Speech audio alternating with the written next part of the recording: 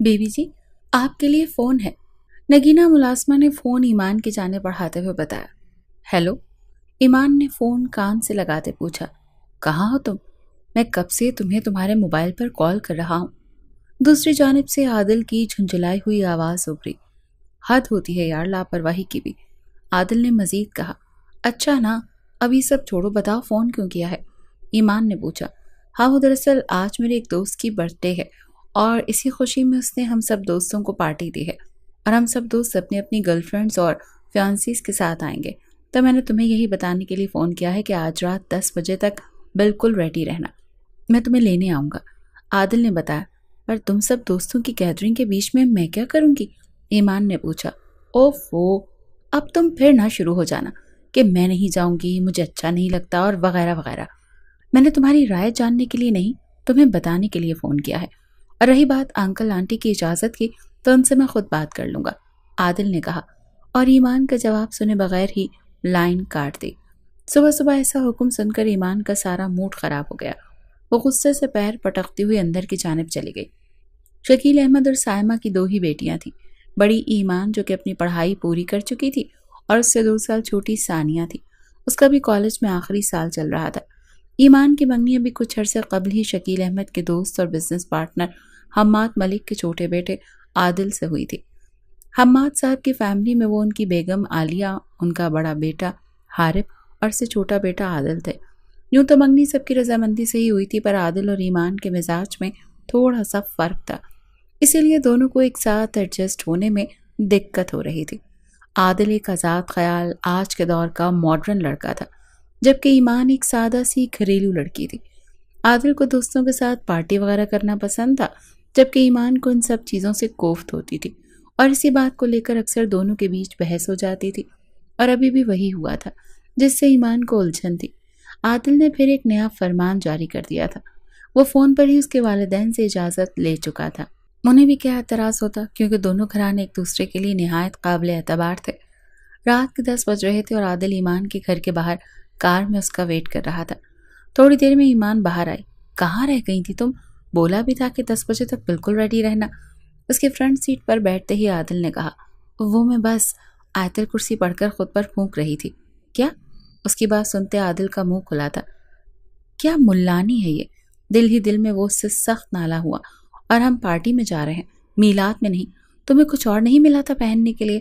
اس نے ایمان کے کپڑوں کی جانب اشارہ کرتے ہوئے کہا۔ کیوں؟ کیا برائی ہے اس میں؟ ایمان نے ناسمجھی سے اپنے کپڑوں کی جانب دیکھ کر پوچھا۔ اس نے چوڑی دار پاجامے کے ساتھ بلیک رنگ کی فل آستینوں والی جارجٹ کی فراک پہنی ہوئی تھی۔ دوپٹہ سلیقے سے سر پر جمائے وہ حیران نظروں سے اس کی طرف دیکھنے لگی تو عادل سر جھٹک کر رہ گیا۔ پارٹی گھر کے لان میں ہی تھی۔ لان کے وسط میں ایک بڑی سی ٹیبل پر کافی سارے لڑکے لڑکیاں موجود تھے۔ عادل بھی انہی کی جانب آیا۔ ہائے، ہیپی برتھ ڈے برو، عادل نے ایک لڑکے کے کاندھے پر ہاتھ رکھ کر کہا، جو کہ لڑکیوں کے ساتھ سیلفی لے رہا تھا۔ اوہ تھینک یو، تمہارا ہی ویٹ کر رہا تھا میں کیک کاٹنے کے لیے۔ کہاں رہ گئے تھے یار؟ لڑکے نے مڑ کر کہا۔ کہیں نہیں، بس 5 منٹ تو لیٹ ہوئے ہیں، وہ بھی ان محترمہ کی وجہ سے۔ عادل نے آخری جملہ عجیب سے انداز میں ایمان کو دیکھتے ہوئے کہا۔ اوہ، کیا یہ تمہاری نئی گرل فرینڈ ہے؟ لڑکے نے سر سے پیر تک ایمان کو دیکھتے ہوئے عادل کو آنکھ مار کر کہا۔ ایمان کو بہت کوفت ہو رہی تھی۔ نہیں یار، منگیتر ہے میری ایمان، عادل نے بتایا۔ اوہ چلو پھر کیک کاٹتے ہیں، لڑکے نے کہا اور چھری اٹھا لی۔ پھر سب کی زوردار تالیوں میں میز پر رکھا ہوا کیک کاٹا۔ لڑکے نے باری باری سب کو کھلایا، پھر ٹیبل کو بیچ میں سے ہٹا دیا گیا۔ تیز آواز میں بہت ہی بیہودہ گانے لگا دیے گئے اور سب ڈانس کرنے لگے۔ عادل اور ایمان ایک سائڈ پر کھڑے تھے۔ ایمان اس طوفان بدتمیزی سے بے حد کوفت کا شکار ہو رہی تھی اور سر درد کا شکار بھی۔ عادل کسی لڑکی کے بلانے پر جا چکا تھا اور ڈانس میں مگن تھا۔ ایک لڑکے نے ایمان کے قریب آ کر ڈانس کا پوچھا، لیکن اس سے منع کرنے کے باوجود اسے گھسیٹتا ہوا اپنے ساتھ لے جانے لگا۔ چھوڑو مجھے، ہاتھ مت لگانا۔ عادل، عادل، ایمان نے لڑکے کو جھٹکتے ہوئے عادل کو آواز دی۔ ایمان اس لڑکے کو الجھتے ہوئے دیکھ کر جلدی سے کسی نے میوزک بند کر دیا۔ کیا ہوا؟ عادل نے قریب آتے ہوئے پوچھا۔ یہ میرے ساتھ بدتمیزی کر رہا ہے، ایمان نے روتے ہوئے لڑکے کی جانب اشارہ کرتے ہوئے کہا۔ یار میں نے تو بس ڈانس کے لیے کہا تھا، جب اتنا ہی مسئلہ ہے تو آئی ہی کیوں ہے اس طرح کی پارٹی میں؟ لڑکے نے کہا۔ سب لوگ انہی کی جانب متوجہ تھے۔ آئی ایم سوری، اس کی طرف سے میں معذرت کرتا ہوں، عادل نے لڑکے سے کہا۔ لڑکا سر جھٹک کر کچھ بڑبڑاتا ہوا آگے بڑھ گیا اور ایمان پھٹی پھٹی نظروں سے عادل کو دیکھنے لگی۔ عادل ایمان کو غصے سے گھورتے ہوئے باہر کی جانب بڑھ گیا۔ وہ بھی جلدی سے اس کے پیچھے آئی۔ ایمان کے کار میں بیٹھتے ہی عادل نے کار سٹارٹ کر دی۔ عادل، تم نے اس لڑکے کو کچھ کہا کیوں نہیں؟ ایمان غصے سے بولی۔ غلطی میری تھی، مجھے تمہیں یہاں لانا ہی نہیں چاہیے تھا، عادل نے کہا۔ اس سے غم اور صدمے کے مارے کچھ بولا ہی نہیں گیا۔ اسے عادل سے کم از کم ایسی امید نہیں تھی۔ پورا سفر خاموشی سے طے ہوا۔ گھر پہنچ کر عادل نے کار روکی۔ اپنی شخصیت میں تھوڑا چام لے کر آؤ کہ اگر میں تمہیں کہیں لے کر جاؤں تو مجھے شرمندہ نہ ہونا پڑے۔ باقی ایلیٹ کلاس میں موو کرنے کے کچھ طریقے ہوتے ہیں ایمان، اور تمہیں وہ طریقے سیکھنے کی اشد ضرورت ہے۔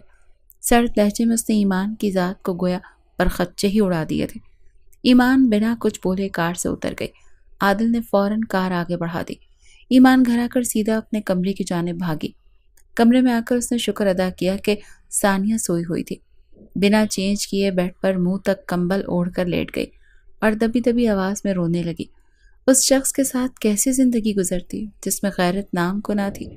اس کا دوست زبردستی ڈانس کروا رہا تھا اور عادل کو یہ بات مایوب تو کیا ہی لگتی، الٹا وہ اسی سے ناراض ہو گیا تھا۔ کبھی کبھی جی چاہتا ہے کہ اس رشتے سے انکار کر دے، کون سا بھی نکاح ہو گیا ہے جو واپسی ناممکن تھی، مگر پھر دل میں خیال آتا ہے کہ اس کے والد کے بچپن کے دوست کے گھر رشتہ ہوا تھا۔ شکیل احمد کے تعلقات حماد ملک سے خراب ہو جاتے جو وہ نہیں چاہتی تھی۔ پھر کچھ ہی دنوں بعد چونکہ ایمان کی تعلیم مکمل ہو چکی تھی، دونوں گھرانوں کی باہمی رضامندی سے شادی کی ڈیٹ طے کر دی گئی۔ شادی کی تاریخ 3 ماہ بعد کی رکھی گئی تاکہ عادل کا بڑا بھائی حارب، جو تعلیم مکمل کرنے کے بعد اپنے ایک دوست کے ساتھ مل کر امریکہ میں اپنا بزنس سیٹ کر چکا تھا، وقت نکال کر آ پاتا۔ حارب اور عادل کی نیچر میں زمین آسمان کا فرق تھا۔ عادل بے حد لاؤبالی اور لاپرواہ طبیعت کا مالک تھا، جبکہ حارب اس کے برعکس بے حد سنجیدہ، بردبار اور میچور شخص تھا۔ تعلیم مکمل کرنے کے فوراً بعد ہی بزنس سیٹ کرنے میں لگ گیا تو شادی ترجیحات میں کہیں پیچھے رہ گئی۔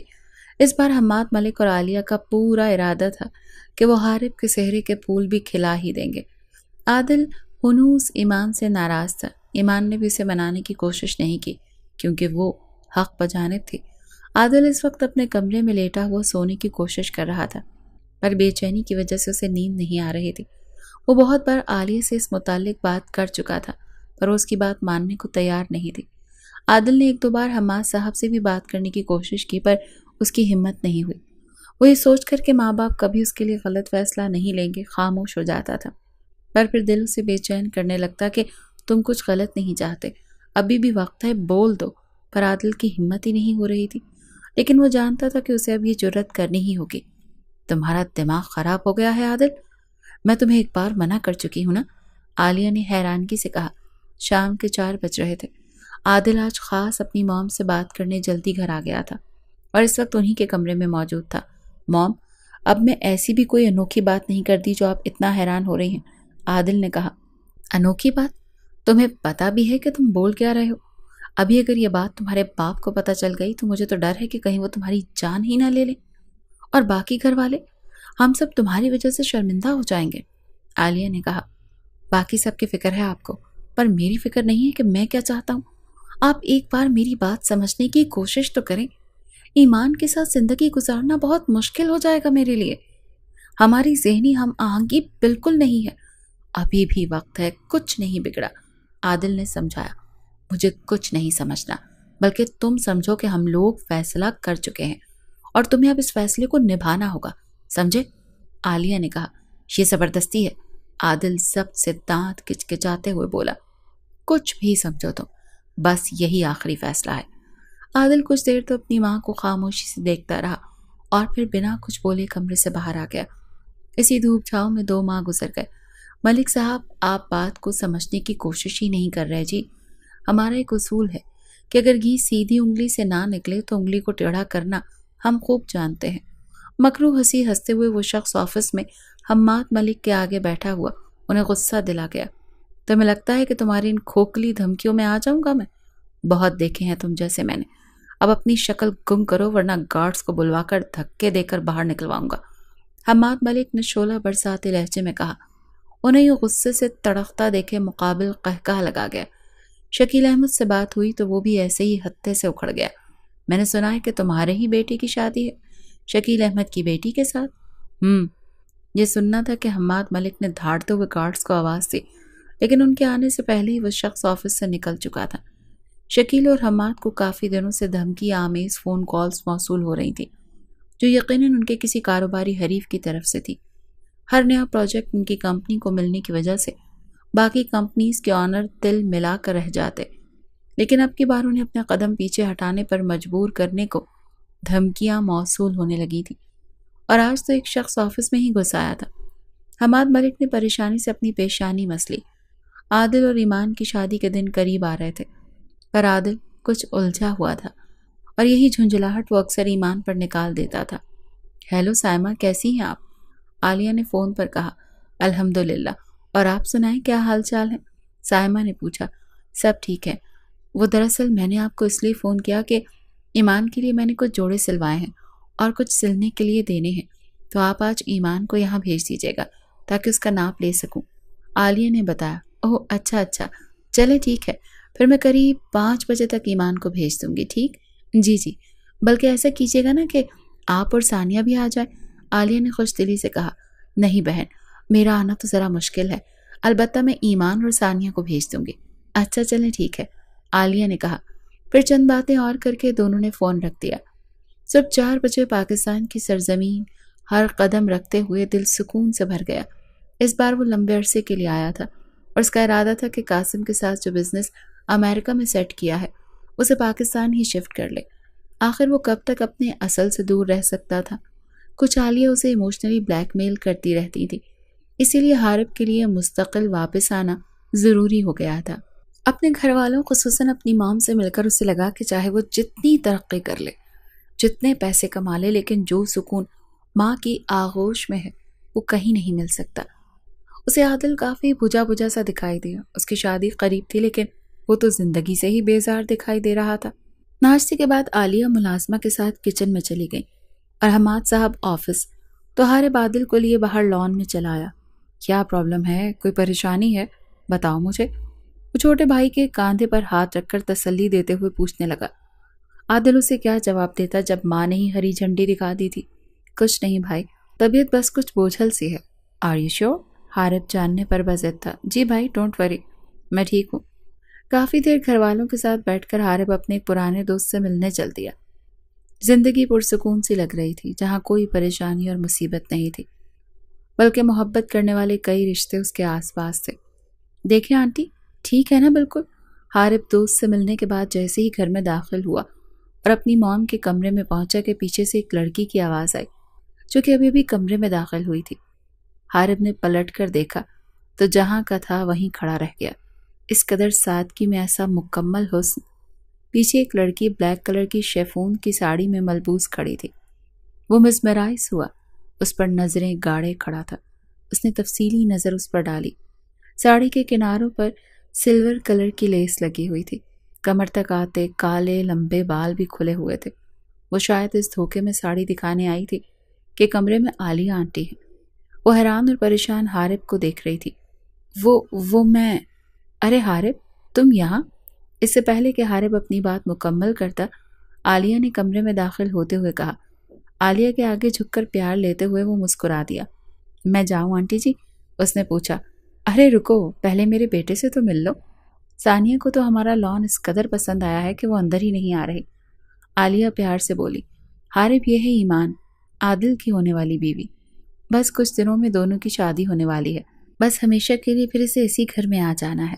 اور ایمان، یہ ہے حارب، میرا بڑا بیٹا اور تمہارا ہونے والا جیٹ۔ حارب نے ایک نظر اس پر ڈالی اور بمشکل ہٹائی، جبکہ ایمان نے ہلکا سا مسکراتے سر ہلائے بے آواز سلام کیا۔ جب تم گھر آ جاؤ گی نا تو مل کر اس کے لیے لڑکی ڈھونڈیں گے۔ جی، وہ اس بات پر محض مسکرا دی۔ اچھا آنٹی، میں دکھانے آئی تھی کہ ساڑی ٹھیک ہے، اب میں جاؤں چینج کرنے؟ ایمان نے بتاتے ہوئے پوچھا۔ اسے حارب کے سامنے الجھن ہو رہی تھی۔ ہاں جاؤ، بے حد کھل رہی ہے یہ تم پر، اب بدل لو۔ ایمان فوراً کمرے سے باہر نکل گئی۔ حارب کو سارا منظر اس کے جاتے ہی پھیکا پھیکا سا لگنے لگا۔ کمرے میں جیسے گھٹن سی محسوس ہوئی، جانے اس بات پر تھی کہ وہ پری چہرہ یہاں سے چلی گئی یا اس بات پر کہ وہ اسی کی ہونے والی بھابھی ہے؟ وہ بے بسی سے مسکرا کر رہ گیا۔ یہ قسمت نے کیسا کھیل کھیلا تھا اس کے ساتھ کہ جسے دیکھتے ہی دل نے ایک بیٹ مس کی تھی، جس کے موجود ہونے سے منظر سہانا لگنے لگا تھا، وہ اسی کے چھوٹے بھائی کے نام ہونے والی تھی۔ عالیہ اس سے ایمان کی تعریفیں کر رہی تھی اور وہ غائب دماغی سے اسے سننے لگا۔ لان میں لگے مختلف پھولوں کو اشتیاق سے دیکھتی ثانیہ مسکرا رہی تھی۔ اف، یہ کتنے پیارے ہیں، کاش ہمارے گھر کا لان بھی ایسا ہوتا۔ وہ اب حسرت سے دونوں ہاتھوں کی انگلیاں آپس میں پھنسائے ٹھوڑی کے نیچے رکھے بولی تھی، اس بات سے انجان کہ اس سے کچھ ہی دوری پر کھڑے عادل نے اس کی بات پر ہنستے ہوئے سر جھٹکا تھا۔ عادل نے اپنے قدم اس کی طرف بڑھائے۔ السلام علیکم، کیسی ہو؟ وہ اچانک ایک آواز سنتے اپنی جگہ سے اچھلی تھی، پھر عادل کا چہرہ دیکھتے ہی گہری سانس لیتے سینے پر ہاتھ رکھ کر خود کو ریلیکس کرنے لگی۔ توبہ ہے، ایسے اچانک سے ڈراتے ہیں کسی کو بھلا؟ میں نے اپنے دھیان میں کھڑی تھی۔ بائی دا وے، وعلیکم السلام، میں ٹھیک ہوں، آپ کیسے ہیں عادل بھائی؟ اس نے لفظ بھائی پر زور دیا جو عادل کو بے حد چبھا تھا۔ اس نے ضبط کی سرخی چہرے پر لیے اسے گھورا۔ گھورے نہیں، میں آپ کو اسی رشتے سے بلا رہی ہوں جو رشتہ بننے والا ہے۔ دانت پیستے ہوئے ثانیہ نے غصے سے دیکھتے عادل سے کہا۔ تم ہر بات سے واقف ہو، پھر بھی یہ سب کہہ رہی ہو؟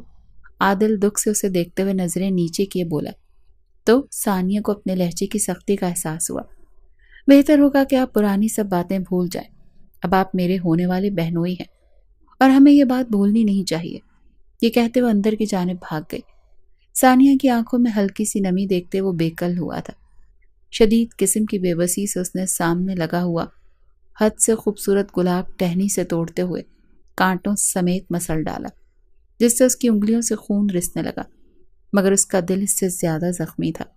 اس کا دل ماضی کے خوشگوار لمحات میں کھونے لگا جب ثانیہ سے اس کی ملاقات یونیورسٹی میں ہوئی تھی اور اس کی پسندیدگی رفتہ رفتہ محبت میں بدل گئی۔ تب اسے یہ معلوم تک نہیں تھا کہ اس کے بابا کے گہرے دوست شکیل احمد ہی ثانیہ کے والد ہیں۔ اتفاقاً یہ معلوم ہونے پر ان دونوں کے دل کی مراد بر آئی۔ اس نے اپنی خواہش کا اظہار عالیہ سے کیا تو وہ فوراً مان گئی۔ غلطی عادل سے یہ ہوئی کہ اس نے اپنی مما سے کہا کہ شکیل انکل کی بیٹی کے لیے اس کا رشتہ لے کر جائیں، مگر کون سی بیٹی کے لیے یہ نہیں بتایا۔ جب وہ لوگ رشتہ لے کر گئے تو ان کی بڑی بیٹی ایمان سے بات پکی کرائے۔ ان دنوں ثانیہ کے ایگزامز ہو رہے تھے، اس کو سرپرائز دینے کے چکر میں عادل نے ہر بات اس سے چھپا رکھی تھی۔ جب دونوں گھرانوں میں بات پھیل گئی، رشتہ ہو گیا، تب عادل کو یہ پتا چلا کہ اس کے والدین ثانیہ کی بڑی بہن ایمان سے ہی بات پکی کرائے ہیں۔ وہ صدمے سے کچھ پل بول ہی نہ سکا، جبکہ ثانیہ نے یہ حقیقت جاننے کے بعد عادل سے ہر طرح کا تعلق ختم کر لیا تھا۔ وہ اپنی آپی سے بے حد محبت کرتی تھی، وہ انہیں کسی بھی صورت دکھ نہیں دینا چاہتی تھی۔ عادل نے ثانیہ سے بہت بار بات کرنے کی کوشش کی، مگر ثانیہ نے اس کی ایک نہ سنی۔ اسے اپنی قسمیں دے کر خاموش کروا دیا تو عادل بھی اسے قسمت کا لکھا سمجھ کر قبولنے کی کوشش کرنے لگا، لیکن ایمان میں اسے ذرا برابر بھی دلچسپی نہیں تھی۔ اسے شوق اور چنچل لڑکیاں پسند تھیں، جبکہ ایمان تو کچھ زیادہ ہی ڈیسنٹ تھی۔ شادی کی تاریخ پکی ہو جانے کے بعد عادل نے بہت دفعہ اپنی ماما سے یہ بات کی کہ زندگی بھر کا معاملہ ہے، وہ ثانیہ کے ساتھ شادی کرنا چاہتا ہے، لیکن وہ تو سنتے ہی اسے لتاڑنے لگتی۔ عادل کو اپنے ہاتھ پاؤں سماج کی اندیکھی بیڑیوں میں بندھے نظر آتے تھے، جہاں لوگ کیا کہیں گے کہ ڈر سے وہ اندر ہی اندر گھل رہا تھا۔ شدید صبر کے باوجود بھی ایک آنسو آنکھ سے نکلتا ہوا اس کی ہلکی سی سلکی سی تراشیدہ داڑھی میں گم ہوا تھا۔ تو اس نے گہری سانس لے کر آسمان کی طرف حسرت سے دیکھا، اور پھر ٹوٹے دلوں کی عرضیاں تو اللہ پاک بہت ہی پیار سے سنا کرتے ہیں۔ سائمہ، ایمان اور ثانیہ اس وقت جولری کے شاپ سے باہر نکلے تھے۔ بھئی کتنا مشکل کام ہوتا ہے یہ شاپنگ کرنا، ایمان نے کہا۔ اب کیا لینا ہے؟ سائمہ نے پوچھا۔ اب سینڈلز وغیرہ لیتے ہیں چل کے، ثانیہ نے کہا تو ایمان بول اٹھی تھی۔ نہیں بھائی، مجھے بھوک لگ رہی ہے، پہلے کچھ کھاتے ہیں۔ ٹھیک ہے چلو، سائمہ نے کہا اور تینوں آگے بڑھ گئی۔ ریسٹورنٹ میں آ کر بیٹھتے آرڈر دے کر ویٹ کرنے لگیں، تبھی عالیہ، حارب اور عادل ان کی طرف آتے دکھائی دیے۔ ارے آپ لوگ یہاں؟ سائمہ خوش دلی سے بولی۔ ثانیہ نے جھٹکے سے عادل کی طرف دیکھا تھا۔ آئیں پلیز، ہمیں جوائن کریں۔ ایمان کے کہنے پر وہ لوگ بیٹھ گئے۔ حارب مزید آرڈر لکھوانے لگا۔ ایمان نے چور نظروں سے عادل کی طرف دیکھا کہ آیا اس کا موڈ کیسا ہے، اچھا ہے یا برا۔ کیونکہ آج کل تو وہ مرچیں چبائے رکھتا تھا۔ ثانیہ عادل کو مکمل اگنور کرتے ارد گرد دیکھ رہی تھی۔ سائمہ اور عالیہ باتوں میں مشغول تھی۔ ہلکا پھلکا کھانا کھانے کے دوران بھی ایمان بے چین رہی، جیسے کسی کی نظریں اس پر مسلسل ہوں، لیکن جب وہ اپنے ساتھ موجود لوگوں کو دیکھتی تو کوئی بھی اسے نہیں دیکھ رہا ہوتا تھا۔ وہ بے چینی سے پہلو بدل رہی تھی، کسی کی نظروں کی حدت سے پریشان ہو رہی تھی۔ بے دہانی میں اس کا ہاتھ حارب کے لیے منگوائی گئی کافی کے مگ پر لگا تھا اور اسے گرنے سے بچاتے گرما گرم کافی اس کے ہاتھ کو جھلسا گئی۔ آہ! اس کی تکلیف سے نکلی آواز پر سب اس کی طرف متوجہ ہوئے۔ حارب نے بے ساختہ اس کا ہاتھ پکڑا اور ٹیبل پر موجود پانی کے گلاس میں ایمان کا ہاتھ ڈبو دیا۔ یہ سب لمحوں کا کھیل تھا۔ سب شوق کسی کیفیت میں حارب کی اس حرکت کو دیکھ رہے تھے۔ حالانکہ کافی ایمان پر گری تھی، مگر حارب کے چہرے پر تکلیف کے آثار دیکھتے سبھی الجھن کا شکار ہوئے تھے۔ ایمان اپنی جگہ ساکت تھی۔ اس کا ہاتھ گلاس سے نکلتے ہی نیپکن سے پونچھ ہاتھ کی سرخی کو الٹ پلٹ کر دیکھتے حارب نے سکون کا سانس لیا کہ بچت ہو گئی تھی۔ اس نے پھر سے اسے اپنی نظروں کے حصار میں لیے دل میں اتارا۔ اس کا خود اپنی ہی نگاہوں پر اختیار ختم ہو رہا تھا۔ چند دن بعد یہ گھنی پلکوں والی لڑکی اس کی بھابھی کے عہدے پر فائز ہو جاتی۔ اس کی تو دنیا ہی اجڑنے والی تھی۔ بے ساختہ حارب نے اپنے لب کچلے تھے۔ اس سب سے جی اچاٹ سا ہوا تو وہ اٹھ کر کھڑا ہوا۔ کیا ہوا بیٹا؟ عالیہ نے حیرت سے اسے دیکھتے پوچھا۔ مجھے کہیں ارجنٹ پہنچنا ہے، میں چلتا ہوں۔ یہ کہتے وہ لمبے لمبے ڈھک بھرتا ہوا چل دیا۔ عادل کو بھائی کا رویہ بڑا عجیب سا لگا، جبکہ باقی سب بھی اس کی پشت کو دیکھنے لگے جو تقریباً دوڑتا ہوا وہاں سے نکلا تھا۔ دن پر دن گزرتے گئے۔ حماد ملک اور شکیل احمد کو دھمکیوں بھری فون کالز آتی رہیں، جس پر انہوں نے کان نہیں دھرے۔ ہاں، یہ احتیاطی تدابیر ضرور کی کہ اپنے بچوں کو اکیلے کہیں بھی جانے سے سختی سے منع کر دیا۔ مہندی کا دن آن پہنچا تھا۔ ایمان پیلے رنگ کے گھیردار فراک اور چوڑی دار پجامے میں گوٹا کناری والا دوپٹہ اوڑھے بغیر کسی میک اپ کے بے حد جاذب نظر لگ رہی تھی۔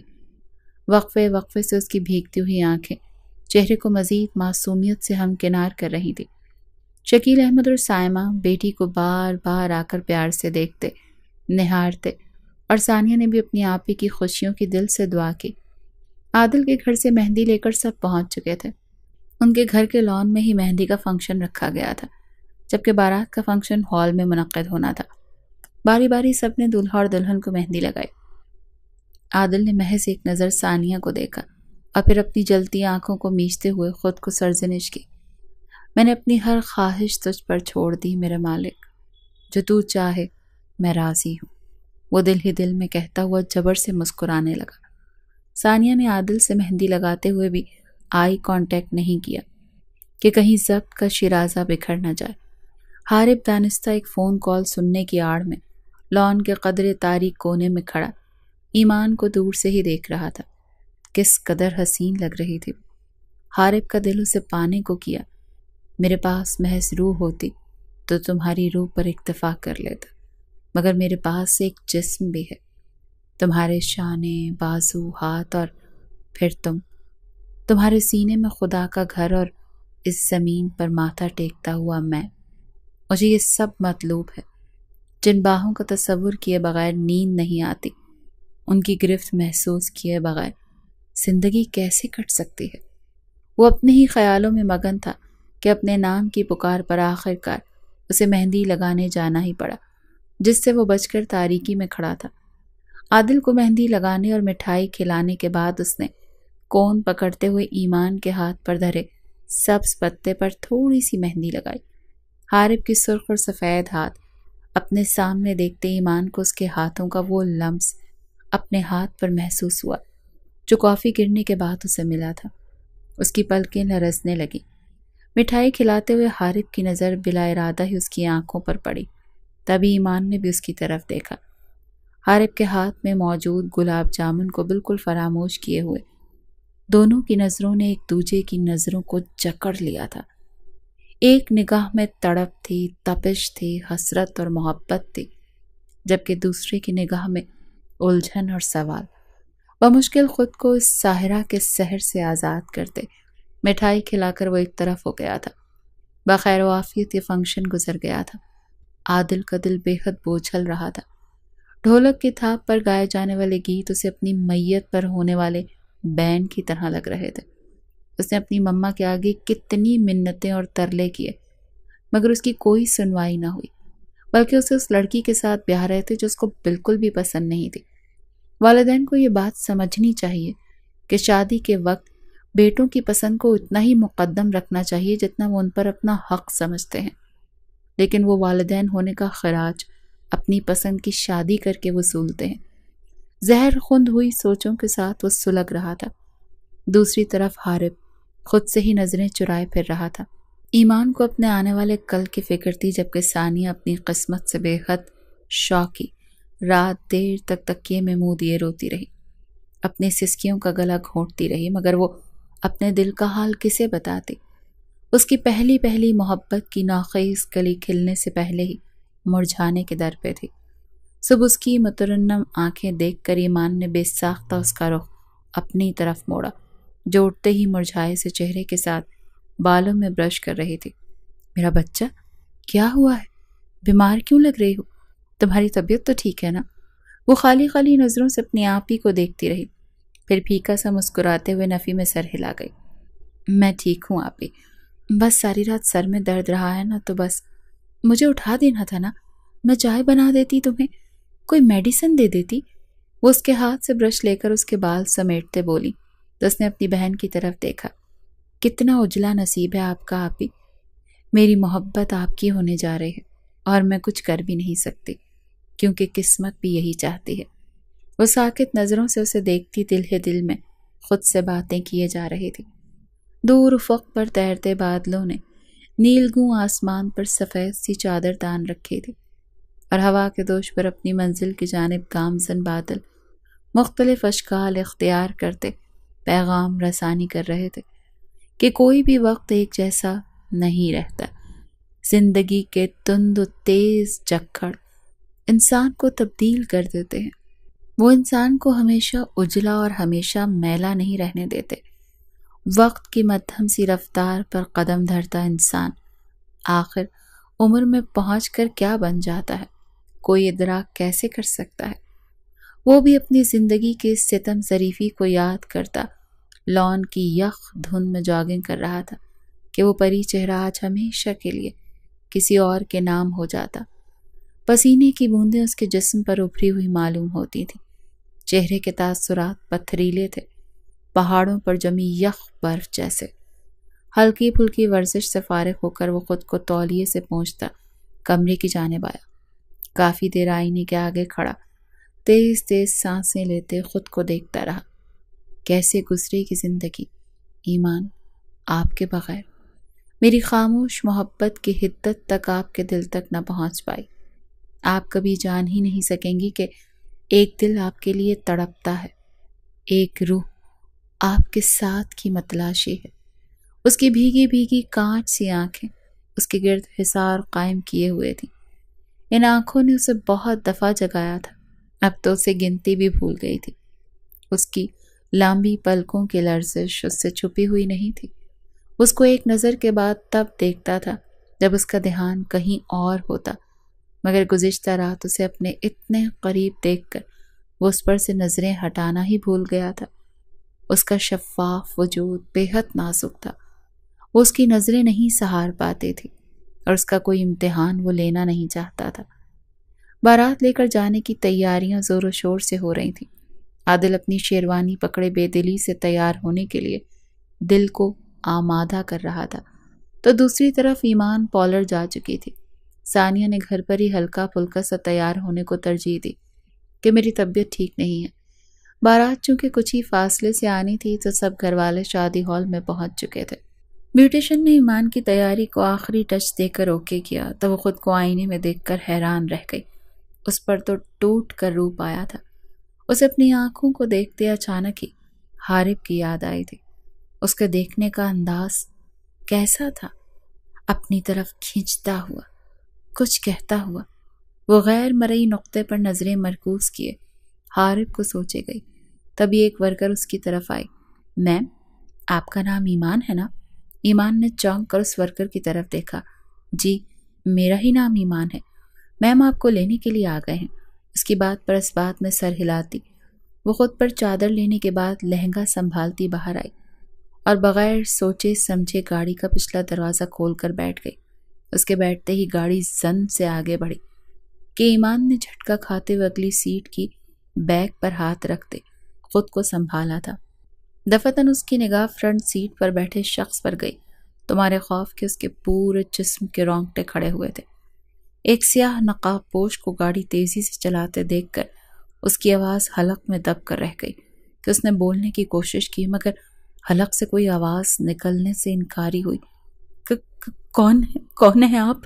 اس نے بمشکل کانپتے ہوئے کہا تو اس شخص نے پلٹ کر محض 2 سیکنڈ کے لیے پیچھے دیکھا اور ایک انگلی اپنے منہ پر رکھ کر شش کی آواز کے ساتھ اسے نہ بولنے کی تنبیہ کی، اور اس کے اس پراسرار سے انداز پر ایمان کو اپنی جان نکلتی ہوئی محسوس ہوئی۔ اس کی طبی سسکیاں گاڑی میں وقفے سے گونج رہی تھی کہ ایک دم گاڑی رکتے ہوئے اس شخص نے اپنا ہاتھ بڑھا کر ایک رومال ایمان کی ناک پر رکھ دیا۔ اس کے بعد وہ ہوش و خرد سے بیگانی ہو گئی۔ پارلر پہنچ کر ایمان کو نہ پاتے شکیل احمد کے پیروں تلے سے زمین نکل گئی۔ وہ واپس ہال جاتے یا بیٹی کو تلاش کرتے، بے بسی اور دنیا والوں کی زبانوں کے خوف سے ان کی آنکھیں نم ہو گئی۔ بالآخر دھمکی دینے والوں نے اپنا کام کر دکھایا۔ ہال پہنچتے ہی شکیل احمد اور اپنی فیملی کو برائڈل روم میں اکٹھا کر کے صورتحال سے آگاہ کیا۔ سائمہ تو دل تھام کر رہ گئی، آخر کو ماں تھی، جبکہ ثانیہ بے یقینی سے اپنے بابا کا چہرہ تک رہی تھی۔ عادل جو پہلے ہی دنیا سے اکتایا ہوا تھا، یہ خبر سنتے ہی اپنی ماں کو غصے سے دیکھنے لگا کہ دیکھیں، جس لڑکی کو آپ نے چنا تھا وہ خود ہی بھاگ گئی، مگر شکیل احمد اور اپنے بابا کے بتانے پر کہ انہیں کچھ عرصے سے دھمکیاں مل رہی تھیں، وہ سب اب حقیقتاً پریشان ہو اٹھے تھے۔ ان سب سے الگ حارث چہرے پر پتھریلے تاثرات لیے کھڑا تھا۔ ثانیہ مسلسل ایمان کو فون کرنے لگی ہوئی تھی، پر فون بند آ رہا تھا۔ اس نے تو اب باقاعدہ رونا شروع کر دیا تھا۔ ایسا کریں کہ پولیس میں رپورٹ کروا دیں، عالیہ نے کہا۔ موم، کسی بھی گمشدگی کے کیس کی تفتیش 24 گھنٹے بعد کی جاتی ہے، اور ایمان کو لاپتہ ہوئے ابھی تقریباً 2 گھنٹے ہی ہوئے ہیں، تو پھر ہم کیا کریں؟ سائمہ سسکی تھی۔ سائمہ سسکی تھی۔ کسی کے کچھ سمجھ نہیں آ رہا تھا کہ کیا کیا جائے۔ احتیاطاً ایمان کی ساری دوستوں سے بھی فون کر کے پوچھ لیا، پر کسی کو بھی کچھ نہیں پتا تھا۔ حارث پارلر کا پتہ پوچھ کر تیزی سے وہاں سے نکلا۔ شکیل یار، اب جو مہمانوں سے ہال بھرا پڑا ہے، ان کو کیا جواب دیں؟ حماد نے تعصب سے اپنے دوست کے جھکے کاندھے دیکھتے ہوئے پوچھا۔ شکیل ان کی بات سنتے اپنے دونوں ہاتھ حماد کے آگے جوڑنے لگا تو بے اختیار حماد اپنے دوست کے ہاتھوں کو پکڑتے گلے سے لگا گیا۔ کیا کر رہے ہو یار؟ ابھی کا ساتھ تھوڑی ہے ہمارا جو تم مجھے یوں شرمندہ کر رہے ہو۔ ہم سب اس سچویشن کو سمجھتے ہیں، مگر دنیا نہیں سمجھے گی شکیل۔ میری ایک صلاح ہے، اگر تم مانا تو۔ سب نے انہیں سوالیہ نظروں سے دیکھا۔ اگر ہم عادل کا نکاح ثانیہ بیٹی سے کر دیں تو؟ دیکھو، مجھے غلط نہ سمجھنا، کم از کم اس طرح بارات خالی واپس نہیں جائے گی، تو لوگوں کو بات کرنے کا موقع کم ملے گا۔ شکیل احمد اور سائمہ نے تشکر سے انہیں دیکھا۔ عالیہ نے سائمہ کو اپنے ساتھ لگایا۔ ایک بھولی بستری سی مسکراہٹ نے عادل کے لبوں کو چھوا تھا، جبکہ ثانیہ ان سب سے بے نیاز بار بار ایمان کا نمبر ڈائل کرتے ہوئے ادھر سے ادھر چکر کاٹ رہی تھی۔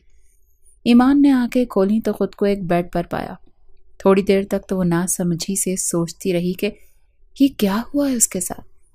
پھر آہستہ آہستہ اس کا ذہن بیدار ہوا تو اسے یاد آیا کہ اچانک اس شخص نے اس کے منہ پر رومال رکھا تھا، اور اس کے بعد ایمان کو کچھ یاد نہیں تھا۔ وہ یکدم اٹھ کر بیٹھ گئی اور اپنے آس پاس کا جائزہ لینے لگی۔ وہ اس وقت کسی کے بیڈ روم میں تھی۔ او میرے اللہ، میری شادی، بابا، مما، عادل۔ وہ حالات کی سنگینی کا سوچتے بلک بلک کر رونے لگی۔ تھوڑی دیر کے بعد اس نے باہر سے تالا کھلنے کی آواز سنی اور ایک ادھیڑ عمر عورت کھانے کی ٹرے لیے اسے اپنی طرف آتی دکھائی دی۔ وہ تیر کسی تیزی سے اس کی طرف بڑھی۔ اماں، آپ کون ہیں؟ میں یہاں کیوں ہوں؟ پلیز مجھے بتائیں۔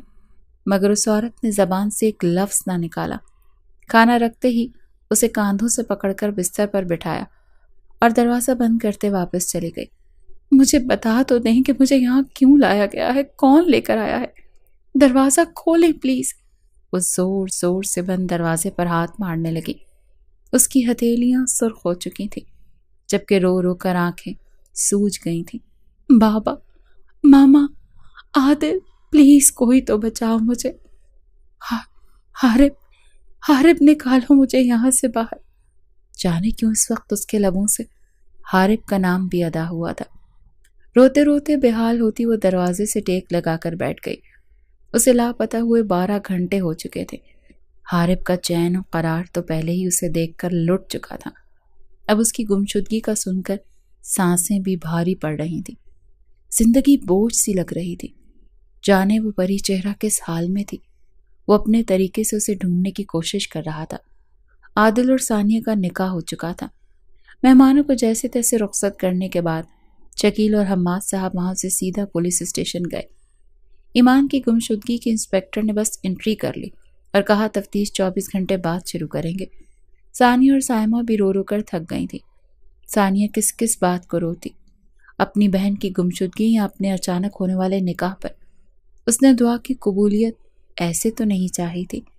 سائمہ تو بس جائے نماز بچھائے ایمان کی سلامتی کی دعائیں کر رہی تھی۔ انہی سب چکروں میں رات کے 11 بج گئے، پر کچھ حاصل نہیں ہوا۔ حماد صاحب کی فیملی بھی یہاں شکیل صاحب کے گھر پر ہی تھی، وہ لوگ گھر نہیں گئے تھے۔ دوسری طرف ایمان اب بیڈ پر سر گھٹنوں پر رکھ کر اور ہاتھ گھٹنوں کے گرد لپیٹ کر بیٹھی ہوئی تھی اور اپنی عقل پر ماتم کر رہی تھی کہ اسے کیا ضرورت تھی بغیر سوچے سمجھے گاڑی میں بیٹھنے کی۔ اس نے اپنی عقل استعمال کرتے ہوئے ایک بار فون پر تصدیق کیوں نہیں کی؟ پر اب ان سب باتوں سے کچھ حاصل نہیں ہونا تھا۔ تبھی کمرے کا دروازہ کھلا اور ایک عورت اندر داخل ہوئی۔ کچھ تو بتا دے مجھے کہ کس کے کہنے پر کھانا لے کر آتی ہو؟ وہ چلاتے چلاتے بے بسی سے رونے لگی۔ بی بی، ہمارے لیے مشکل مت بناؤ، ہمیں بس یہ حکم ملا ہے کہ آپ کو کوئی تکلیف نہ ہو۔ یہ کس کا حکم ہے میں نہیں جانتی۔ ایمان نے اس کے پیچھے کھلے دروازے کو دیکھا۔ بی بی، کوئی فائدہ نہیں، یہاں سے بھاگ نہیں سکتی، باہر مرد موجود ہیں۔ اسے بھاگنے کے بارے میں سوچتے بھانپ کر وہ عورت بولی تو ایمان نے اس کے آگے ہاتھ جوڑ لیے۔ خدا کے لیے میری مدد کرے، میری شادی تھی آج، رات ہو گئی اور میں گھر سے باہر کہیں رات بھر رکی رہی تو جانے مجھ پر کیسی کیسی تہمتیں لگ جائیں گی۔ خدا کا واسطہ خوف کریں پلیز۔ اس نے منتیں ترلے سب کر کے دیکھا، مگر وہ عورت روبوٹک انداز میں اسے دیکھتی واپس چلی گئی اور باہر سے تالا لگا دیا۔ اللہ، میں کیا کروں؟ وہ زاروں قطار روتی گئی۔ شکیل صاحب کے گھر میں اتنے لوگ موجود ہونے کے باوجود سناٹے کا گمان ہوتا تھا۔ وقفے وقفے سے ثانیہ یا سائمہ کی سسکی ماحول کے سناٹے میں ہلکا سا ارتعاش پیدا کرتی تھی۔ جانے کس کی نظر لگ گئی میرے آشیانے کو، پتہ نہیں کہاں ہے میری بچی۔ سائمہ تو اب پھوٹ پھوٹ کر رونے لگی تو شکیل صاحب کی آنکھوں سے آنسو ٹوٹ کر داڑھی میں جذب ہوا تھا۔ حماد نے اپنے دوست کو ساتھ لگا کر تسلی دی، جبکہ عالیہ اور ثانیہ سائمہ کو چپ کروانے لگی۔ تبھی عادل لاؤنج میں داخل ہوا اور افسردہ سے ایک طرف بیٹھ گیا۔ اپنے تئیں اس نے بھی ایمان کو ڈھونڈنے کی کوشش کی تھی مگر بے سود۔ حارب کے وہاں آنے پر سب نے حیرت سے اسے دیکھا۔ بکھرے بال، ہمیشہ نکسک تیار رہنے والے حارب کے حلیے سے معلوم ہوتا تھا جیسے اس کی بے حد قیمتی چیز کھو گئی ہو۔ چہرے پر اس قدر ویرانی تھی کہ عالیہ کے مانو دل پر ہاتھ پڑا تھا۔ وہ بے ساختہ اس کی طرف بڑھی۔ میرے بچے، کیا حال بنایا ہوا ہے اپنا؟ کوئی بھی نہیں سمجھ سکتا تھا جو حارب اس وقت محسوس کر رہا تھا۔ ابھی تو اس نے محبت کو محسوس کرنا شروع ہی کیا تھا کہ وہ کسی اور کی قسمت میں لکھ دی گئی۔ اسے قسمت کا لکھا سمجھ کر قبولنے کی کوشش ہی کر رہا تھا کہ وقت نے ایسا پلٹا کھایا تھا کہ وہی منظر سے غائب تھی۔ اب جب عادل کا نکاح بھی ثانیہ سے ہو چکا تھا تو ایمان ہی نہیں مل رہی تھی۔ سائمہ، میری بات کا برا مت ماننا، اگر واقعی اسے کسی حریف نے ہی اغوا کیا ہے تو اب تک فون کیوں نہیں آیا کسی کا؟ وہ یہ پوچھنا چاہ رہی تھی کہ کیا ایمان اس رشتے پر راضی تھی؟ مطلب شادی والے دن ہی اس کا یوں غائب ہو جانا کچھ سمجھ نہیں آ رہا۔ عالیہ نے ڈرتے ڈرتے کہا تو سائمہ ٹکر ٹکر ان کا چہرہ دیکھنے لگی۔ حارب نے سختی سے جبڑے بھینچے تھے۔ اسے اپنی مما سے ایسی بات کی توقع نہیں تھی۔ یہ کیسی باتیں کر رہی ہیں آپ بھابھی؟ شکیل احمد برہمی سے ان کی طرف دیکھتے ہوئے اپنی جگہ سے کھڑے ہوئے تو حماد ملک نے تیز نظروں سے بیوی کو دیکھا۔ مطلب وہ کہاں ہے کچھ پتہ نہیں چل رہا نا؟ شوہر کی تیز نظروں سے عالیہ کی آواز لرزی تھی، جبکہ سائمہ پھر سے رونے لگی۔ مما، ایمان کے بارے میں ایسی بات کہہ کر مجھے مزید تکلیف نہ دیں پلیز۔ اور سائمہ آنٹی، حارب کی آواز پر سب نے چونک کر اسے دیکھا۔ ایمان کو میں کچھ نہیں ہونے دوں گا، اسے کچھ نہیں ہو سکتا، وہ سائمہ کے سامنے بیٹھتے ہوئے ان کے ہاتھ پکڑے ہوئے بولا۔ وہ حیرت سے اسے دیکھ رہی تھی۔ حیران تو وہاں پر موجود ہر شخص تھا، کیونکہ حارب نے اپنے لہجے میں جو شدت لاتے ہی الفاظ کہے تھے وہ سب کو ہی دنگ کر گئے تھے۔ اس کے موبائل پر کال آنے سے وہ اٹھا تھا اور وہاں سے نکلتا چلا گیا۔ ہاں وسیم، بتاؤ، کچھ پتہ چلا؟ فون اٹھاتے ہی حارب نے بےتابی سے پوچھا۔ جی سر، اس بیوٹی پارلر سے آپ کی بتائی گئی ٹائمنگ والی فوٹیج کو اچھے سے دیکھنے کے بعد یہی پتہ چلتا ہے کہ میڈم اپنی مرضی سے گاڑی میں بیٹھی ہیں، لیکن پھر بھی ہم نے گاڑی کا نمبر نوٹ کر لیا ہے۔ اسے جیسے ہی ہم ٹریس کرتے ہیں تو آپ کو انفارم کروں گا۔ اس کے ساتھ ساتھ میڈم کا فون بھی ٹیپ ہو رہا ہے۔ فون جیسے ہی آن ہوگا تو اس نمبر سے کہیں بھی کال جائے گی، ہم اسی وقت لوکیشن ٹریس کر لیں گے۔ نہیں، میں آ رہا ہوں، اب آرام سے نہیں بیٹھ سکتا میں۔ پرائیویٹ ڈیٹیکٹیو کی بات تحمل سے سنتے اس نے جواب دیا اور گاڑی میں تیزی سے بیٹھا۔ کچھ ہی دیر کے بعد اس کی کار ہواؤں سے باتیں کرنے لگی۔ سائمہ کے کہنے پر ثانیہ سب کے لیے چائے بنانے کچن میں چلی گئی۔ کسی نے کچھ نہیں کھایا تھا، بلکہ ذہنی اذیت کے باعث سب نے سر پھٹ رہے تھے۔ کام والی کو چھٹی دے دی گئی تھی تاکہ گھر کی کوئی بھی بات باہر نہ جا سکے۔ اس نے کیتلی میں پانی ڈال کر چولہے پر چڑھایا اور چائے کی پتی پانی میں ڈالنے لگی، تبھی قدموں کی آہٹ پر اس نے آنکھیں میچی تھیں۔ وہ جانتی تھی کہ عادل جلد یا بدیر اس کے سامنے ہوگا۔ ہاں، اس نے عادل کو پانے کی دعائیں کی تھیں۔ ہاں، وہ اس سے محبت بھی کرتی تھی، مگر یہ تو اللہ جانتا تھا کہ اس نے کبھی بھی اپنی بہن کا برا نہیں چاہا تھا۔ دل ہی دل میں وہ خود کو ایمان کا قصوروار سمجھ رہی تھی، کیونکہ جب وہ گھر آتی تو اس حقیقت کو جانے کیسے قبول کرتی کہ اس کا منگیتر اب اس کی بہن کا شوہر تھا۔ قدموں کی چاپ اب ٹھیک اس کے پیچھے آ کر رک چکی تھی۔ وہ اپنی گردن پر عادل کی سانسوں کو محسوس کر سکتی تھی۔ چائے کا پانی ابلنے لگا تھا، لیکن وہ پلٹتی تو عادل کے سینے سے ٹکرا جاتی۔ کچھ پل یوں ہی کھڑے رہنے کے بعد وہ ہمت کرتی پلٹی تو نظریں بے اختیار اس کی طرف اٹھی تھیں۔ اسی لمحے عادل کی آنکھ سے آنسو لڑک کر اس کے گال پر بہہ گیا تھا۔ یہ دیکھتے ہی وہ بھونچکا رہ گئی تھی۔ تمہیں کیا ہوا؟ رو کیوں رہے ہو؟ اسے دیوانہ وار دیکھتے آنکھ کے کنارے پر انگوٹھا پھیرتے وہ مسکرا دیا۔ مجھے یقین نہیں آ رہا۔ کس بات کا یقین؟ وہ مزید بوکھلائی تھی۔ عادل اب ہنسنے لگا تھا۔ ثانیہ کو اس کی دماغی حالت پر شبہ ہوا۔ بولو بھی، تم مجھے پریشان کر رہے ہو اب عادل؟ مجھے یقین نہیں آ رہا کہ تم میری ہو گئی ہو۔ میں نے سب اللہ پر چھوڑ دیا تھا، اور دیکھو، چاہے حالات جو بھی ہوں مگر مجھے نوازا گیا ہے۔ میں بے حد خوش قسمت ہوں ثانیہ کہ میں بے مراد نہیں ٹھہرا۔ اس کی باتوں پر پہلے تو ثانیہ منہ کھولے دیکھی گئی، پھر اپنی امڑ آنے والی مسکراہٹ کو چہرہ موڑ کر چھپایا تو وہ اس کے سامنے آ گیا۔ یہ مشکل وقت ہم مل کر کاٹ لیں گے، بس تم میرے ساتھ رہنا۔ وہ اپنا ہاتھ پھیلائے اس کی طرف امید بھری نظروں سے دیکھنے لگا تو ثانیہ نے نم آنکھوں سے مسکراتے اس کے ہاتھوں میں اپنا ہاتھ دیا تھا۔ آپ ہی مل جائیں گی نا؟ انشاءاللہ، اسے تسلی دیتے ہوئے عادل نے یقین سے کہا تھا۔ ایمان کو وہاں اب 1.5 دن ہو گیا تھا۔ ایک رات گزر جانے کے بعد وہ ہر امید چھوڑ کر بیٹھ گئی تھی۔ میں یہاں سے کبھی نہیں نکل سکوں گی۔ بابا کو پتہ بھی نہیں ہوگا کہ میں کہاں ہوں۔ اور عادل تو پہلے ہی بیزار تھا مجھ سے، وہ میرے لیے بنا ہی نہیں تھا۔ وہ مختلف باتیں سوچتے رونے لگی۔ تبھی دروازہ کھلا تھا۔ وہ جو بالکل ریلیکس ہو کر رو رہی تھی کہ آنے والے وہی عمر رسیدہ خاتون ہوگی، لیکن ایک خباثت بھرے چہرے والے شخص کو سامنے صوفے پر بیٹھتا دیکھ کر اچھلتی ہوئی بیڈ سے اتری تھی۔ دلہن والے لباس پر موجود چادر کو اچھی طرح خود پر لپیٹا تھا۔ نووارد نے شیطانیت سے ہنستے ہوئے اس کے اس ایکٹ سے لطف اندوز ہوا تھا۔ ایمان اپنی بے بسی پر کٹ کر رہ گئی تھی۔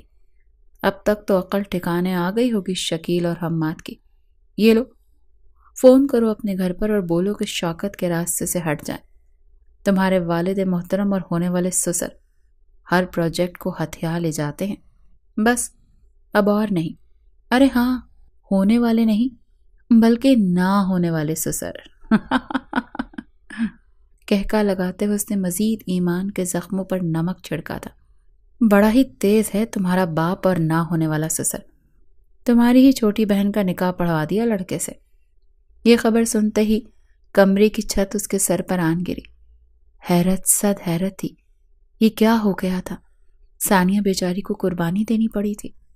اس نے بیڈ پر پھینکا گیا اپنا موبائل دیکھا اور سرد سے اٹھاتے ہوئے اپنے بابا کو کال ملائی۔ شکیل احمد موبائل کو ہاتھ میں لیے ہی بیٹھے تھے کہ جانے کب کال آ جائے۔ پہلی بیل کے شروع ہوتے ہی انہوں نے فون اٹھایا۔ بابا بابا یہ کہہ رہے ہیں کہ شوکت کو پروجیکٹ دے دیں بابا پلیز، وہ پھوٹ پھوٹ کر روتے ہوئے کہہ رہی تھی۔ شوکت اپنی جگہ سے اٹھتے بیڈ کے قریب چلا آیا۔ ایمان کی اس کی طرف پشت تھی۔ وہ ایکس رے کرتی نظریں اس پر گاڑے اپنی داڑھی پر ہاتھ پھیرنے لگا۔ موبائل اسپیکر پر ہونے کی وجہ سے سبھی ایمان کی آواز سن پا رہے تھے۔ ہم نے دیا وہ پروجیکٹ، بس ہمیں ہماری بیٹی چاہیے، شکیل احمد بھی رندی ہوئی آواز میں بولے۔ تبھی ایمان کے ہاتھ سے موبائل اچکتے ہوئے اپنے کان سے لگاتے وہ شخص ایمان کو گہری نگاہوں سے دیکھنے لگا۔ اب میرا پلان بدل گیا ہے شکیل احمد۔ کیا مطلب؟ شکیل احمد کے ساتھ ساتھ سب کی ہی سانسیں سوکھی تھی۔ پروجیکٹ گیا بھاڑ میں، تمہاری بیٹی تو کوہ نور ہے یار شکیل۔ زہریلی سی ہنسی کے ساتھ وہ کال کاٹ گیا۔ سب کی جان لبوں پر آ گئی تھی۔ آخر پولیس کر کیا رہی ہے؟ سائمہ شدت غم کے ساتھ چلا اٹھی تھی۔ حماد اور شکیل عادل نے ہمراہ پولیس اسٹیشن دوڑے تھے۔ حارب ہنوس گھر سے باہر ہی تھا۔ شوکت نے کال کاٹتے موبائل پھر سے آف کر دیا، مگر تب تک دیر ہو چکی تھی۔ ان کی لوکیشن ٹریس کر لی گئی تھی۔ حارب ڈیٹیکٹیو ٹیم کے ساتھ ان کے ٹھکانے پر پہنچنے کے لیے راستے میں تھا۔ شوکت نے جیسے ہی موبائل پھینکا، ایمان برق رفتاری سے کمرے سے ملکہ واش روم کی طرف دوڑی۔ بھاگ کر کہاں جا رہی ہو؟ تجھے مجھ سے کون بچائے گا؟ شوکت نے آگے بڑھ کر ایمان کا ہاتھ پکڑا تو اس نے سائڈ ٹیبل پر پڑے پین کو ہاتھ میں لیتے پین کی نوک پوری طاقت سے اس کے ہاتھ پر ماری۔ جس سے اس نے ایمان کا ہاتھ پکڑا تھا، اس حملے کے لیے وہ تیار نہیں تھا۔ یکدم چیخا تھا اور بلبلا کر پیچھے ہٹا۔ باہر موجود اس کا ایک ساتھی اپنے باس کے چلانے پر تیزی سے ایمان کے قریب آیا۔ پیچھے ہٹو، ایمان نے زور سے چیختے ہوئے پین کی نوک اس کی آنکھ میں مارنی چاہی، مگر وہ آدمی ایمان کی کلائی پکڑ چکا تھا۔ ہم سے مقابلہ کرے گی؟ اس آدمی نے ایمان کی کلائی پکڑ کر دوسرے ہاتھ سے اس کے منہ پر تھپڑ رسید کیا تھا، جس سے وہ بیڈ کے پاس جا گری اور بیڈ کا کونا زور سے اس کے سر پر لگا۔ اس کی چادر وہیں گر چکی تھی۔ ایک پل کے لیے اس کی آنکھوں کے آگے اندھیرا چھا گیا، جبکہ اس کا دلہنوں والا دو آتشا روپ دیکھتے دونوں مرد معنی خیزی سے ابرو اچکا گئے تھے۔ واہ کیا کہنے! شوکت اپنے ساتھی کو دیکھتے ہنسا تھا۔ اس کے دونوں ہاتھ اور منہ باندھ، میں باہر ڈرائیور کو بولتا ہوں وہ گاڑی سٹارٹ کرے۔ شوکت اپنے ساتھی کو بولتا ہوا باہر جانے لگا۔ دوسرا آدمی ایمان کے پاس آیا تو ایمان نے بیڈ کے پاس رکھی اپنی ایک ہیل اٹھا کر اس کے سر پر دے ماری اور خود کو تیزی سے واش روم میں بند کر لیا۔ ایک لڑکی نہیں سنبھل رہی تجھ سے؟ شوکت اپنے ساتھی پر چیخا۔ اب وہ دونوں واش روم کے دروازے پر زور زور سے دھکا مارتے ہوئے مسلسل ہینڈل گھما رہے تھے۔ ایمان نے رونا شروع کر دیا اور کانپتے ہوئے ہاتھوں سے وائپر اٹھایا، مگر وہ جانتی تھی وہ دو آدمیوں کا مقابلہ نہیں کر سکتی جو دکھنے میں طاقتور اور توانا تھے۔ وہ دونوں ہی آدمی واش روم کا دروازہ کھولنے کی کوشش کر رہے تھے۔ تب ان کے ساتھی کی کال آئی جو کہ باہر گاڑی میں ان کا انتظار کر رہا تھا۔ ابے انکل، یہاں سے کچھ لوگ آئے ہیں گاڑی میں، جانے کون ہے؟ اس سے پہلے کہ وہ لوگ بھاگ پاتے 7-8 لوگ ایک ساتھ گھر میں داخل ہوئے تھے اور آتے ہی ان کو گرفتار کر لیا تھا۔ پولیس کو حارب پہلے ہی انفارم کر چکا تھا، جو کچھ دیر میں ادھر پہنچ جاتی۔ شوکت اور اس کے ساتھیوں کا بچ پانا اب ناممکن تھا کیونکہ ان کو رنگے ہاتھوں پکڑا گیا تھا۔ ایمان؟ حارب نے بے تابی اور بے چینی سے گھر کی تلاشی لینا شروع کی، مگر وہ اسے کہیں دکھائی نہیں دی۔ وہ کمرے میں کہیں بھی نہیں تھی۔ بیڈ کے پاس اس کی چادر گری ہوئی تھی۔ حارب کو خوف سا محسوس ہوا۔ اس نے واش روم کا دروازہ کھولنا چاہا جو اندر سے لاک تھا۔ ایمان دروازہ کھولو پلیز، جلدی ایمان دروازہ کھولو، میں ہوں حارب، واش روم کا دروازہ زور سے کھٹکھٹاتا ہوا بولا۔ ایمان نے ہاتھ میں موجود وائپر وہیں پھینکا اور واش روم کا دروازہ کھولا۔ حارب! کسی اپنے کو اس وقت اپنے سامنے دیکھنا ایمان کو کسی معجزے سے کم نہیں لگا تھا۔ دوسری طرف ایمان کو دلہن کے روپ میں سوجی ہوئی آنکھوں کے ساتھ صحیح سلامت دیکھ کر حارب کی جان میں جان آئی تھی۔ اس نے آگے بڑھ کر ایمان کو خود میں چھپا لیا۔ حارب کے سینے سے لگنے کی دیر تھی۔ ایمان نے رونا شروع کر دیا۔ وہ کافی دیر تک اسے سینے سے لگائے کھڑا رہا اور ایمان اس کے سینے سے لگی خدا کا شکر ادا کر رہی تھی کہ اس کی عزت اللہ نے محفوظ رکھی تھی۔ کوئی اپنا اسے بچانے آ گیا تھا۔ جب حارب کو اچھی طرح اطمینان ہو گیا کہ وہ صحیح سلامت ہے تو اسے اپنے سے الگ کرتا ہوا اس کے آنسو صاف کرنے لگا۔ اس کے ماتھے پر چوٹ کا نشان اور گال پر انگلیوں کے نشان دیکھ کر حارب کا خون کھول اٹھا۔ اس کے پھول سے گال کو سہلاتے ایمان کو پھر سے اپنے ساتھ لگایا اور باہر کی جانب چل دیا۔ فون پر ایمان کو بازیاب کروانے کی اطلاع گھر والوں کو دی۔ ایمان اب تک اپنے حواس میں نہ لوٹی تھی۔ عزت پر حملہ اس کے حواس سلب کر کے رکھ گیا تھا۔ تمام رستہ وہ خاموش رہی تھی۔ آنسو خشک ہو چکے تھے۔ اس نے حیرت سے اپنے ساتھ بیٹھے حارب کو دیکھا اور اچانک ہی ذہن میں وہ منظر تازہ ہوا جب حارب نے والہانہ انداز میں اس کو اپنے ساتھ لپٹایا تھا۔ یک لخت اس کے چہرے پر سرخیاں گھل گئی تھیں۔ اس کے آنسو صاف کرنا، ایمان کے گال سہلانا، تڑپتے ہوئے اسے پکارنا، وہ جیسے جیسے یاد کرتی جاتی اس کی حیرت سوا ہو رہی تھی۔ حارب اپنے چہرے پر اس کی حیرت بھری نظریں بھانپ چکا تھا۔ اسے صحیح سلامت دیکھ کر حارب کا دل رقص کر رہا تھا۔ عادل اور ثانیہ کے نکاح کے بعد تو اب کوئی رکاوٹ ہی نہیں رہی تھی کہ اسے اپنی پناہوں میں چھپا لیتا۔ ابھی اس نے میری تڑپ کی ایک جھلک دیکھی ہے اور وہ نازک سی لڑکی گلاب ہوئی جا رہی ہے۔ حارب اس کی طرف گہری نظریں کرتا ہوا سوچنے لگا تو وہ بوکھلائے ہوئے کھڑکی سے باہر دیکھنے لگی۔ گھر داخل ہوتے ہی روتے ہوئے وہ سب سے ملنے لگی۔ شکیل احمد اور سائمہ اسے اپنے ساتھ لگائے کھڑے تھے۔ ثانیہ اور عادل ایک ساتھ کھڑے تھے۔ ثانیہ نے روتے ہوئے اس کے گلے میں باہیں حمائل کی تو ایمان کھل کر مسکرائی تھی۔ عادل کی طرف دیکھا تو وہ پرسکون چہرہ لیے اسے ویلکم ہوم کہہ گیا۔ وہ جو یہ سوچ رہی تھی کہ ثانیہ کا سامنا کیسے کرے گی، ان دونوں کو نارمل دیکھ کر دل سے بوجھ سرکتا محسوس کرنے لگی۔ حماد ملک اور عالیہ سے سر پر پیار لینے کے بعد اس نے حارب کی طرف دیکھا، بلکہ سبھی حارب کی جانب دیکھ رہے تھے۔ میں صرف پولیس پر بھروسہ نہیں کر سکتا تھا، اسی لیے اپنے تئیں ڈیٹیکٹیو ہائر کیے تھے۔ رزلٹ آپ کے سامنے ہے۔ جہاں ایمان کی جان اور عزت کو خطرہ ہوگا، اس خطرے میں حارب کودنے سے گریز نہیں کرے گا۔ اس کی بات پر سبھی اسے منہ کھولے دیکھنے لگے۔ ایمان نے چہرہ جھکا لیا کیونکہ وہ اس کی تڑپ اور بے قراری کا چھوٹا سا نظارہ دیکھ چکی تھی۔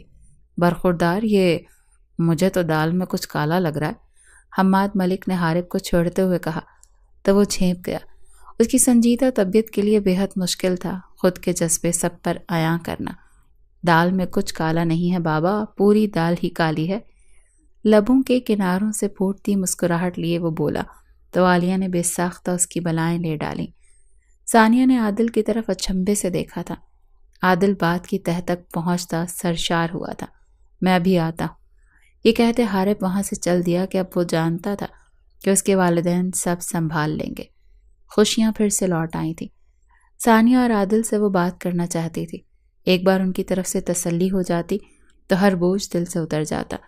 ان دونوں کو بہانے سے لاؤنج میں ایک طرف بٹھاتے وہ بات کے آغاز کے لیے الفاظ ڈھونڈنے لگی۔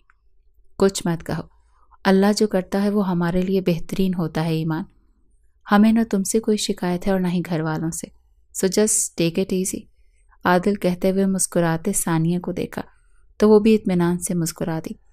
ان دونوں کو ایسے دیکھ کر ایمان کے شانوں سے تمام بوجھ سرک گیا تھا۔ مجھے ایک بات کہنی تھی۔ عالیہ سائمہ اور شکیل احمد سے مخاطب ہوئی۔ میں اپنی اس بات پر بے حد شرمندہ ہوں جو میں نے لوگوں کی باتوں کے پیش نظر کہہ دی۔ مجھے ایسا نہیں کہنا چاہیے تھا، میں دل سے معذرت چاہتی ہوں بھائی صاحب، عالیہ شرمندگی سے کہہ رہی تھی تو سائمہ نے ان کی طرف دیکھتے اسمائل پاس کی۔ جو بھی تھا، مگر ان دونوں کے بیٹے کی وجہ سے ہی آج ایمان بخیر و عافیت گھر لوٹ آئی تھی۔ اس کے ساتھ ساتھ میں اپنے بڑے بیٹے حارب کے لیے آپ کی بیٹی ایمان کا ہاتھ بھی مانگتی ہوں۔ سائمہ، بھائی صاحب، آپ سب دیکھ تو چکے ہیں میرے بچے کی زندگی میں آپ کی بیٹی کی کیا اہمیت ہے، تو پھر آپ کا کیا خیال ہے اس بارے میں؟ اپنے شوہر کی طرف دیکھ کر مسکراتی ہوئی وہ شکیل احمد اور سائمہ سے استفسار کرنے لگی۔ انہیں آخر کیا اعتراض ہونا تھا؟ وہ اپنی بیٹیوں کی قسمت پر شکر گزار تھے حارب واقعی بے حد سلجھا ہوا اور میچور انسان تھا جو یقیناً ایمان کو خوش رکھتا، اس کی حفاظت کرتا۔ ٹھیک 15 دن کے بعد کچھ دیر پہلے ہی ان کا نکاح ہوا تھا۔ رخصتی حارب کے امریکہ سے واپس آنے پر رکھی گئی تھی۔ ثانیہ کی رخصتی بھی تبھی قرار پائی تھی۔ اب اسے آخری بار امریکہ جا کر اپنا بزنس وائنڈ اپ کرنا تھا تاکہ ہمیشہ کے لیے پاکستان جا سکے۔ ان 15 دنوں میں حارب کا کئی بار ایمان سے سامنا ہوا۔ وہ نظریں اٹھاتی ہی نہیں تھی اور حارب اس پر سے نظریں ہٹاتا ہی نہیں تھا۔ اس کے اصرار پر ثانیہ نے ایمان کو حارب سے ملنے پر راضی کیا کیونکہ وہ اس کے سامنے شدید نروس ہو جایا کرتی تھی۔ شاید اس کے دیکھنے کا انداز ایسا تھا کہ وہ سرخ ہوئے جاتی تھی۔ وہ جیسے ہی روم میں آیا، ایمان سرت سے کھڑی ہوئی تھی، چہرے پر ہوائیاں اڑی ہوئی تھی کہ حارب کی بے ساختہ ہنسی چھوٹ گئی۔ آپ تو ایسے ڈر رہی ہیں جیسے میں نے آپ کو سزا سنائی ہے۔ جسٹ ریلیکس، میں صرف ایک بار ملنا چاہتا تھا۔ اس کے کہنے پر منہ نیچے کیے مسکرائی تھی۔ حارب اس کی طرف بڑھتے اس کے ہاتھوں کو تھام گیا۔ ایمان نے نگاہیں اٹھا کے اس کی آنکھوں میں دیکھا، جہاں محبت کا ٹھاٹھے مارتا سمندر دیکھتے وہ دنگ ہوئی تھی۔ کیسے اتنی محبت اور کیوں؟ وہ سراپا سوال تھی۔ میں بے بس ہوں۔ تمہاری محبت میرے لہو میں رچ بس گئی ہے۔ اس کے ہاتھوں کی ہتھیلیوں کو ایک بار، 2 بار، بار بار لبوں سے چھوتے اس کی سماعت میں رس کھول رہا تھا۔ میں ہر پہر تمہارا ہاتھ چوما کروں گا۔ پشت نہیں، ہتھیلی کے جہاں کسی لکیر کی اوٹ میں میرا نام لکھا ہوا ہے، ہمارا ساتھ لکھا ہوا ہے۔